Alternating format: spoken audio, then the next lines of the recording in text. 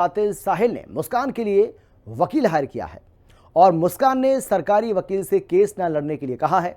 वहीं साहिल के वकील पर मुस्कान ने विश्वास जताया है।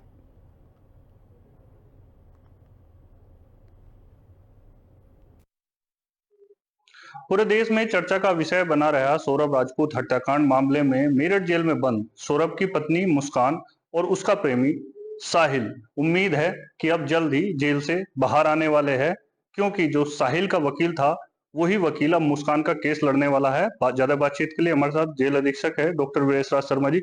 शर्मा जी, जानकारी मिली है कि मुस्कान को नया वकील मिल गया है।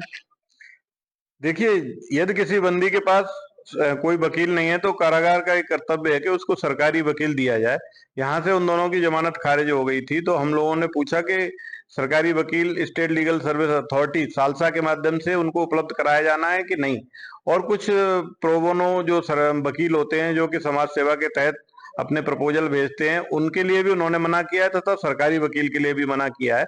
पता चला है कि साहिल और मुस्कान ने संयुक्त रूप से एक वकील माननीय उच्च न्यायालय में कर लिया है और ये बंदी का अधिकार है कि वो अपना केस किसी निजी अधिवक्ता से लड़वाएंगे या वो अपना केस किसी सरकारी अधिवक्ता के माध्यम से लड़ेंगे। अतः वो अपना केस किसी निजी अधिवक्ता से लड़ रहे हैं। दोनों ने एक वकील कर लिया है। कुल मिलाकर अब जो एक वकील है वही दोनों का केस लड़ने वाला है। हाँ, दोनों का केस एक ही वकील लड़ रहे हैं जो साहिल ने वकील किया है, क्योंकि एक ही केस है तो वकील के लिए भी जो है सहायक होता है, वकील के लिए भी आसान होता है और इन दोनों के लिए भी आसान होगा। तो इन लोगों ने निर्णय लिया है कि वो अपना केस एक ही वकील के माध्यम से उच्च न्यायालय में लड़े। सौरभ राजपूत हत्याकांड के मामले में मेरठ जेल में दोनों ही बंद है, मुस्कान और साहिल। जानकारी मिली है कि व्रत रख रहे हैं, पश्चाताप कर रहे हैं।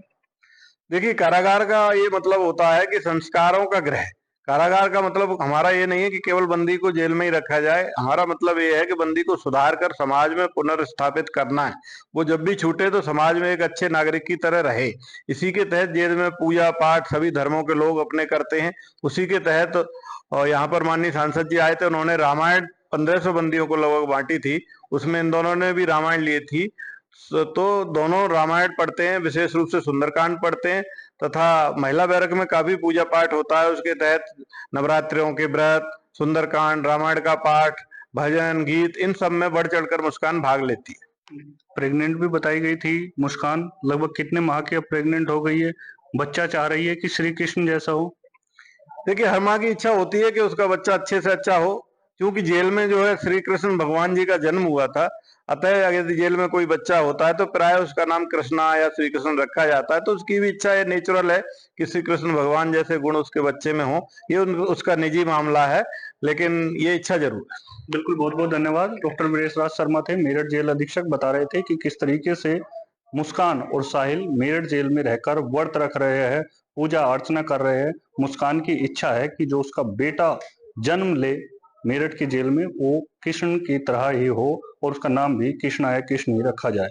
मैं अपने सहयोगी के साथ राजू शर्मा, हिंदी खबर, मेरठ। विदिशा में